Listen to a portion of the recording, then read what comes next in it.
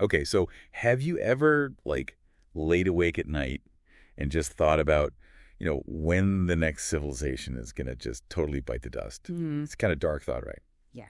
Well, we're diving into this article today, and it doesn't really shy away from that question at all. Okay. The title is, get this, when's the next civilization collapse?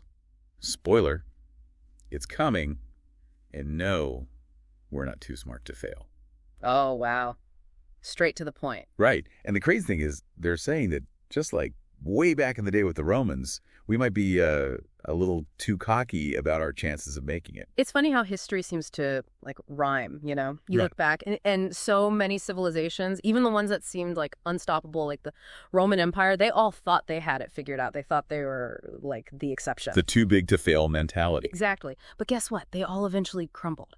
Every single one. It's like that we're too smart to fail idea is basically a curse, Mhm. like tempting fate or something. Yeah, like a self-fulfilling prophecy almost. This article, it draws some crazy parallels between ancient Rome and us, like today. Oh, yeah. Like what? Well, they had aqueducts, right? We have the internet. They had Ah, legions. We had like these massive military complexes. true. And their economy was like sprawling across continents, Mhm. kind of like our globalized system. That's a really interesting comparison. But even with all their like advancements and stuff, the Roman Empire still, went kaput. Exactly. And you know what's really trippy? Our brains, they haven't really evolved that much faster than our technology has. Right. We're still basically wired to think short term, instant gratification. And that's not exactly a recipe for, like, long-term success, especially when we're dealing with these massive planet-scale problems. It's like we're driving a Ferrari with bicycle brakes. I like that. That's a good one. We have all this crazy tech, but do we actually have the wisdom to, not crash the whole system? That's the million-dollar question, isn't it? This is a little freaky, by the way, but did you know that, like, the average civilization only lasts for, like, 336 years? Really? I didn't know that. Yeah, and get this, the United States, we're already 247 years old. Whoa. That is that is kind of freaky. Makes you think, huh? Right. It definitely makes you wonder. And while, I don't think historical patterns always predict the future, they definitely point out some potential pitfalls. Right. According to the article, the most common reasons civilizations collapse, it's usually a combo of a few things. Okay, like what? Resource depletion, for one, inequality, and then, good old-fashioned political corruption. Ugh. Yeah, those sound a little too familiar, don't they? Right. The article also talks about some major warning signs that it seems like we're kind of just ignoring. And honestly, some of them are pretty scary, like climate change, for example. Yeah, climate change is a big one. And it's not just about melting ice caps, Right. We're talking about threats to the systems that we, like, literally depend on for survival, like our food. Yeah. Our infrastructure, even just like basic social stability, It's like that mini ice age that contributed to the Roman Empire's decline, but on a global scale. Mhm. Think about it. Rising sea levels, massive crop failures, extreme weather events all the time, like becoming the new normal. Speaking of extreme weather, did you see those, like, wildfires this year? Oh, yeah. It felt like half the planet was on fire. It's crazy. These events are getting, like, more frequent and intense, and it's hard not to feel like we're just, like, watching a slow-motion train wreck, It's definitely unsettling. And then there's a whole economic situation. It's like we're balancing on this house of cards. Remember the 2008 financial crisis? Yeah. Well, get this. Global debt is now 3 times higher. Yeah. 3 times. Yeah. Talk about a house of cards. That is a very shaky house of cards. Right. And if that wasn't enough to worry about, we've got this whole double-edged sword of technology, especially artificial intelligence, right? AI. Yeah.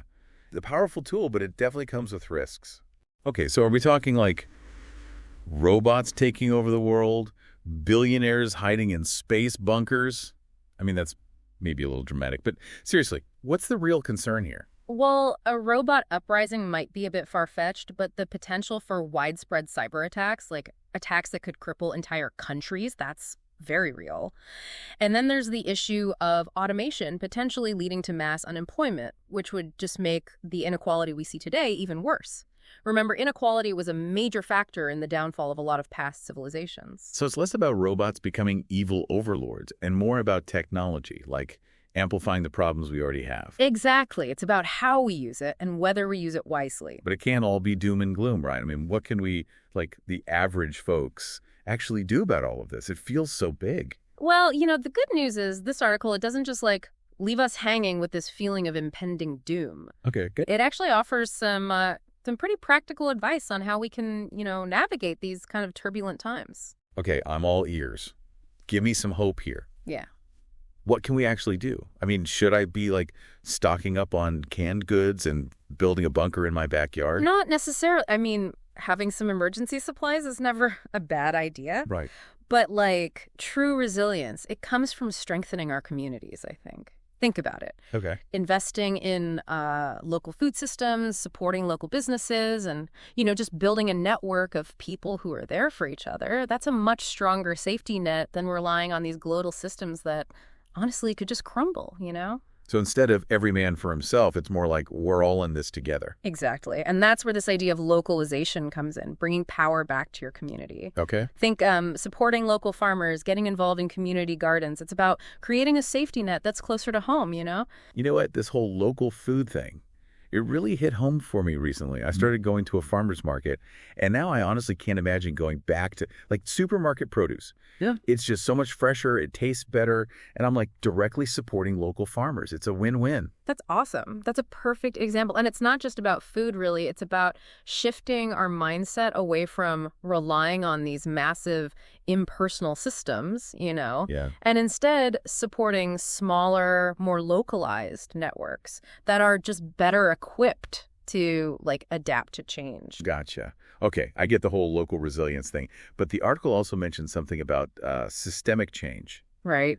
How does that fit in? It seems like those two ideas are kind of opposite, I know, it's a great point. It might seem counterintuitive, but they can work together. Okay. Think of it like this. Right. When we build strong, resilient communities at the local level, Yeah. it creates a foundation for pushing for change at a larger scale, right? Yeah, yeah. So empowered people, they're more likely to demand policies that support, sustainability, equity, long-term thinking. Right. The stuff that can actually prevent this whole collapse thing. Exactly. So it's not an either situation. It's about working on both fronts at the same time. Exactly. Building resilience locally helps us weather those immediate storms while also working to change the course of the ship, so to speak. But let's be real. Systemic change is a long game, right?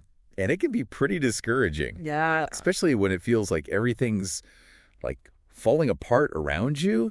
How do we stay motivated? How do we stay engaged when things seem so, I don't know, just bleak? That's where the power of community comes in again, I think. Surrounding yourself with like-minded people who share your vision, that can be really motivating. It's about finding your tribe and working together to make a difference, even if it feels like an uphill battle. Yeah, I feel that.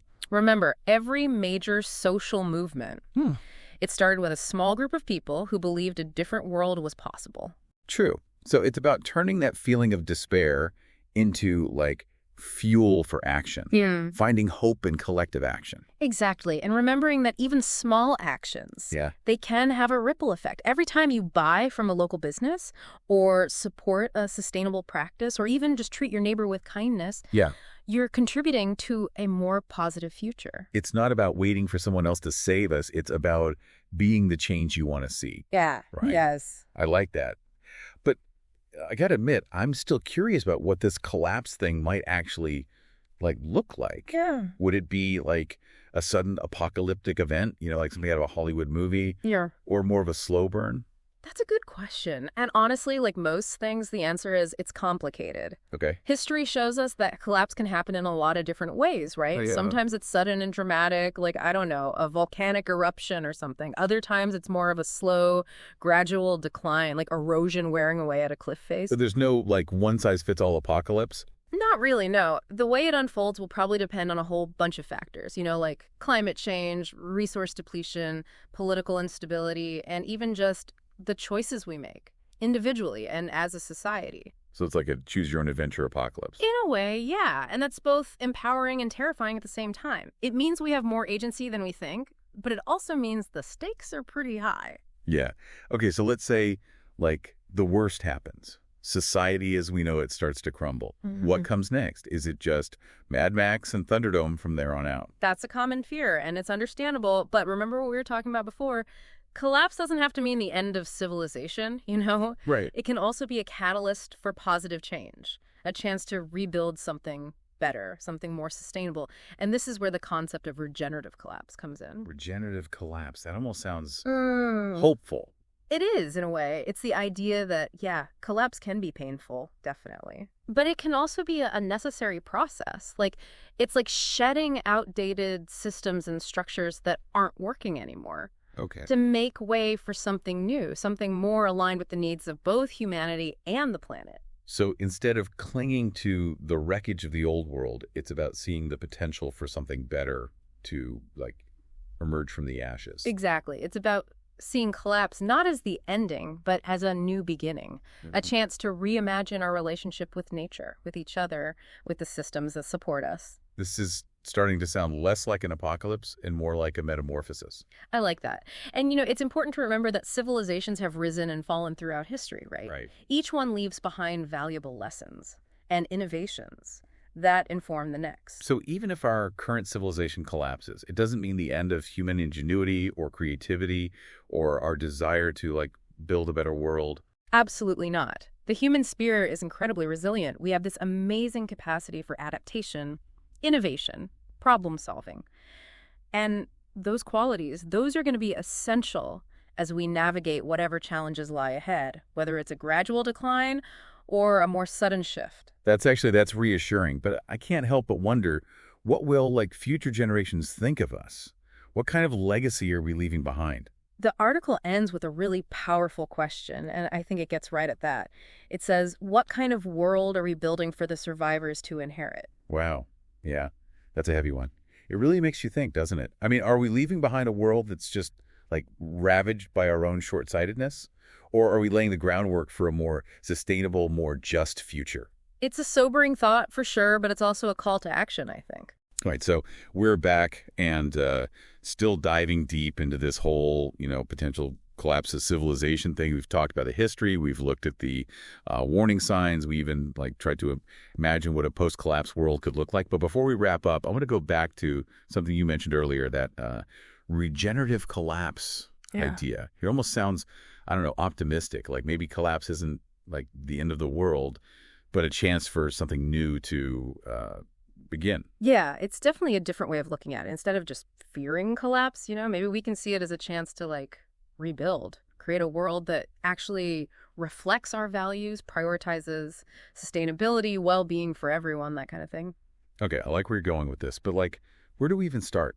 If we're talking about rebuilding, what are the building blocks of a more resilient future? Well, like we've been talking about, strong, resilient communities are key. Got to invest in those local food systems, support local businesses, and really cultivate that spirit of cooperation and mutual aid, Imagine a network of interconnected communities, each one able to meet its own basic needs, share resources, support its members, all that.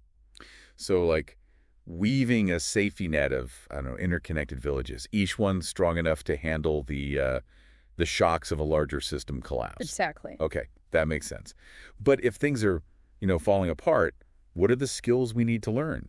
Am I picturing, like, wilderness survival training, building shelters out of twigs, that kind of thing? Some wilderness skills could be helpful, yeah. But I'm thinking more about, like, practical skills that can help us rebuild, thrive, gardening, permaculture, basic carpentry, first aid, even conflict resolution. Skills that really promote self-sufficiency and resilience. It's less about becoming Bear Grylls and more about being a, like, resourceful, well-rounded member of a community. Exactly. But how do we actually learn this stuff? I can barely keep a houseplant alive. Well, that's where community learning centers could come in. Imagine community gardens that double as outdoor classrooms, workshops on renewable energy, skill-sharing networks that connect people with different areas of expertise, Like creating a living library of practical knowledge that everyone can access. Exactly. And that kind of knowledge sharing, it doesn't just empower individuals, it strengthens community bonds, which is, like, crucial when you're facing tough times. Okay, I'm with you on the practical skills, but I think we also need to talk about the mental and emotional side of things. Oh, absolutely. Like, how do we build that inner resilience, the kind of strength that helps us deal with uncertainty, maybe even trauma. Because let's face it, collapse is probably going to be pretty stressful. Totally. Cultivating that inner resilience is just as important as building practical skills, things like mindfulness, meditation, spending time in nature, even journaling. These can all be super helpful for building emotional strength, finding peace amidst all the chaos. Yeah, it's about finding those practices that help you stay grounded, connected to yourself, even when it feels like the world is spinning out of control. And speaking of connection, I think art, music, storytelling, they have a huge role to play too, right? In building resilience, finding meaning. Oh, for sure. Those creative outlets, they nourish our souls, they remind us of our shared humanity, and they help us process those really complex emotions. It's about holding on to the things that bring us joy, that connect us, the things that remind us what really matters, especially in a world where, consumerism and all that stuff might not be so important anymore. That's a great point. It brings up another important thing. Redefining our values. Like if collapse forces us to really reevaluate what matters, what kind of society do we want to build out of the ashes of the old one, right? Well, values are going to guide us. It's like we get to hit the reset button and ask, what kind of world do we actually want to live in? Exactly. Maybe it's a world that prioritizes community over individualism, cooperation over competition, sustainability over endless growth. Maybe it's a world where we reconnect with nature, recognize that we're all interconnected, and value well-being over material wealth. Sounds like a pretty radical shift, but it also feels kind of necessary if we want a future that's actually, just and sustainable. But how do we make that shift happen? It feels so huge, so overwhelming. It starts with each of us, honestly. It starts with us examining our own values and making choices that reflect those values. Every time we support a local business or choose a sustainable product or even just treat each other with kindness and respect, we're planting seeds for that new world. It's about becoming the change we want to see. Yeah. One small action at a time. Exactly. And it's about remembering that even when facing, potential collapse, there's always hope. Hope in the resilience of the human spirit, hope in our creativity and innovation, hope in our ability to build a better future. So we've covered a ton in this deep dive. We've explored the historical context, unpacked the warning signs, even dared to imagine what a post-collapse world might look like. Out of all of this, what's the one key message you want our listeners to take away? The future is uncertain, yeah, but we're not powerless. We have the power to make choices, to take action, and to shape the world we want to live in. It's a powerful reminder that even with the possibility of collapse, we still have agency. We can choose to be fearful, or we can choose to be hopeful. We can choose to be passive, or we can choose to be, actively involved in creating a better future. The future's not set in stone. It's being written right now by the choices we make, the actions we take, and the stories we tell. So let's choose wisely, act boldly, and tell stories that inspire hope, resilience, and a vision for a future that's actually worthy of our dreams. That's a fantastic note to end on. Thank you so much for joining us for this deep dive into the potential collapse of civilization. It's been quite a journey. We hope you found it insightful, thought-provoking, and maybe even a little bit inspiring. Until next time, stay curious, stay engaged, and keep diving deep.